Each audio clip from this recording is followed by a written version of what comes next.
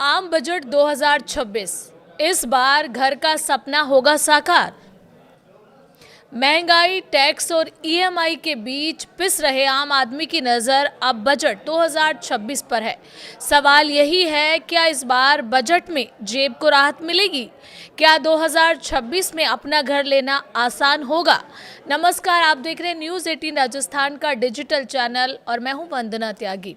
और आज बात करेंगे उस सवाल की जो हर मिडिल क्लास परिवार के मन में है।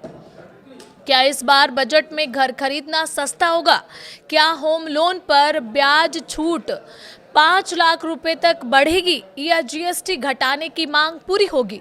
इस वीडियो में हम बात करेंगे कि आम आदमी बजट से क्या चाहता है और क्या मिलने की उम्मीद है।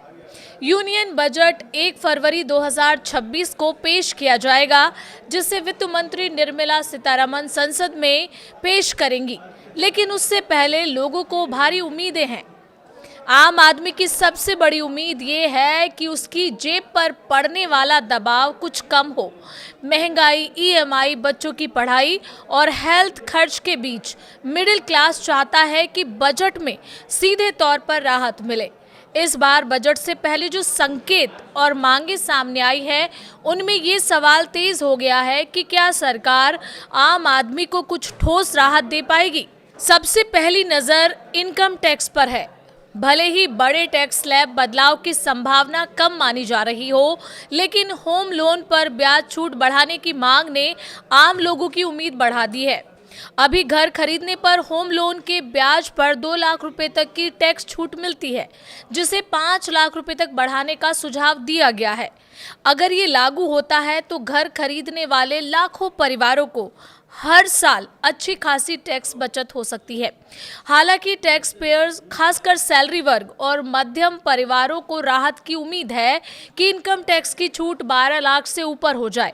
कुछ रिपोर्ट्स में 15 लाख तक की चर्चा है, लेकिन ये तय नहीं है। 1 फरवरी को पता चलेगा। टैक्स पेयर्स चाहते हैं कि एलटीसीजी यानी लॉन्ग टर्म कैपिटल गेन्स या अन्य राहतों पर विचार हो। जीएसटी को लेकर भी आम आदमी को राहत मिलने की उम्मीद है।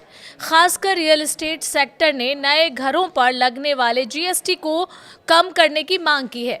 जीएसटी ज़्यादा होने की वजह से घर की कीमत बढ़ जाती है और इसका सीधा असर खरीदार की जेब पर पड़ता है।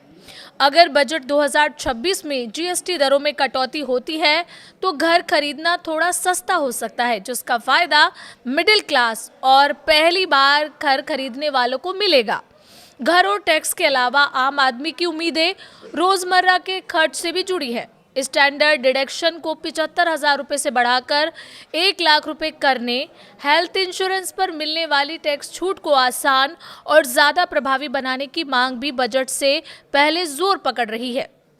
बढ़ते मेडिकल खर्च को देखते हुए अगर हेल्थ सेक्टर में टैक्स राहत मिलती है तो ये राहत आम परिवारों के लिए बड़ी राहत होगी। ग्रामीण और निम्न आय वर्ग के लिए सरकार का फोकस किफायती आवास और योजनाओं पर रहने की उम्मीद है। प्रधानमंत्री आवास योजना के तहत अब तक करोड़ों घर बनाए जा चुके हैं और बजट 2026 में इसके अगले चरण को आगे बढ़ाया जा सकता है, तो शहरी और ग्रामीण दोनों इलाकों में रहने वाले गरीब और मध्यम वर्ग को पक्का घर मिलने का रास्ता और साफ होगा।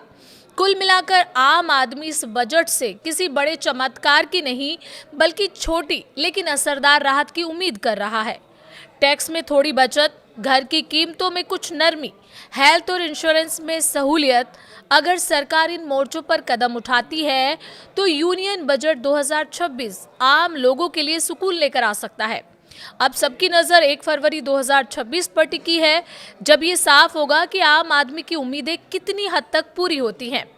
आपको क्या लगता है कि सरकार इस बजट से क्या राहत दे सकती है? और आप हमें अपनी राय कमेंट कर बता सकते हैं।